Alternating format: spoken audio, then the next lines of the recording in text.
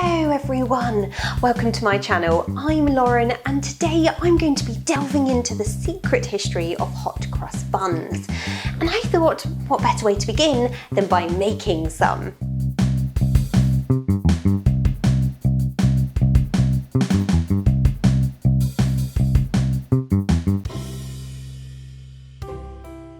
Aha! The nursery rhyme. Now, this can actually be dated back 300 years ago to the Georgian times, where it wasn't actually a nursery rhyme at all, but one of the earliest examples of a marketing jingle.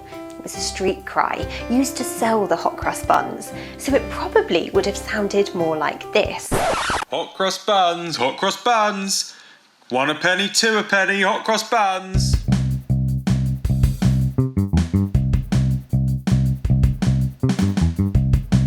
Hot cross buns have their origins thousands of years ago, right back to the Greeks and Romans, who made similar buns to honour Diana, the goddess of the hunt and moon.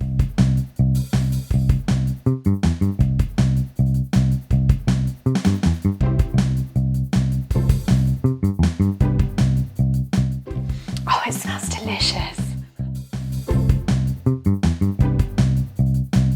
This tradition was also practiced by the early Saxons in Britain, who were pagan, which means they believed in many gods, one of whom was Easter. She was the goddess of dawn and spring. And if you think this sounds rather like the word Easter, then you're right. This is probably where the word Easter originated from.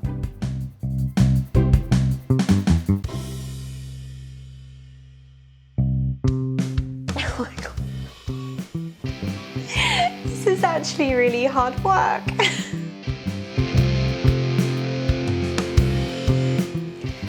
Now, to celebrate the arrival of spring, the pagans would hold a month-long festival and bake buns marked with a cross, splitting the buns into 4 sections, which represented the 4 phases of the moon, the 4 seasons, and the wheel of life. Isn't that lovely?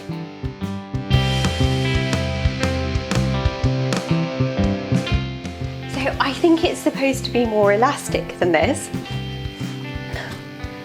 I think I might have gone wrong somewhere. Well, the Christians didn't have time for any of those pagan beliefs and marshalled the buns instead into the service of God. They altered the message, making them instead celebrations of Good Friday. The cross came to represent the crucifixion, the spices symbolise those used to embalm Jesus at his burial. Right, so now I just need to leave this to rise for an hour.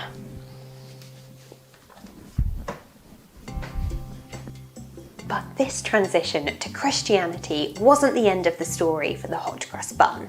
You see, with holiness came rules.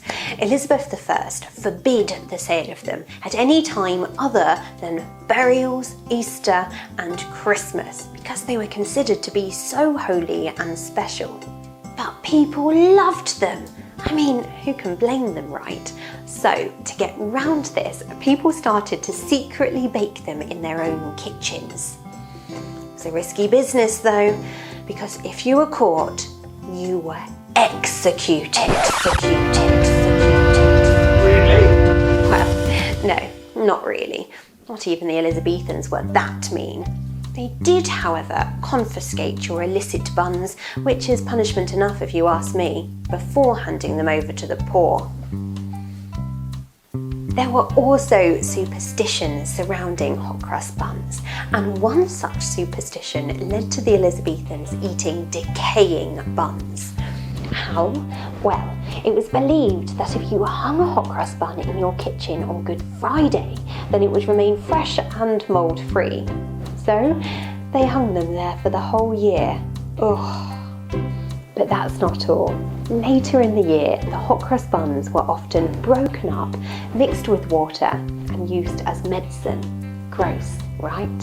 It's time to see how my dough mix is coming along.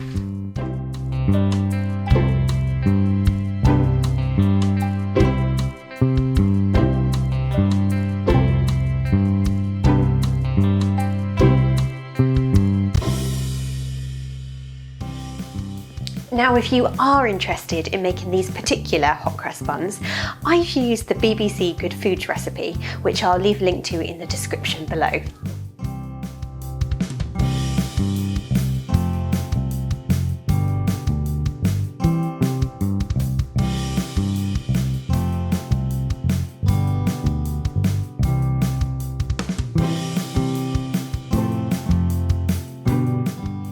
I have to say, they smell amazing.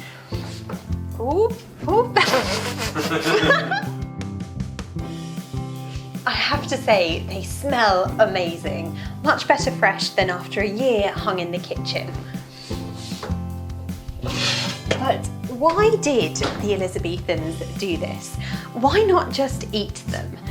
Well, they believed that hot crust buns hung in the kitchen due to the blessed cross on top would expel any evil spirits from the home. Now, this is a theory that I think needs testing.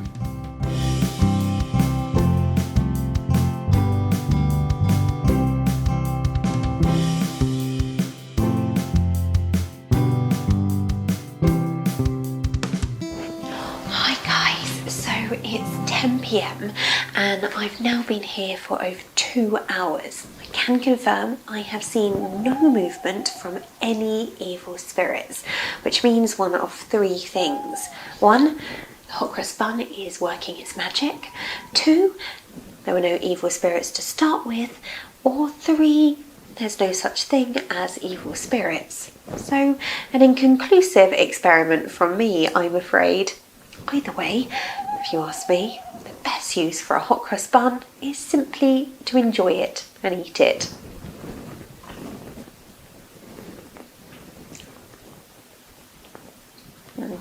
Mwah.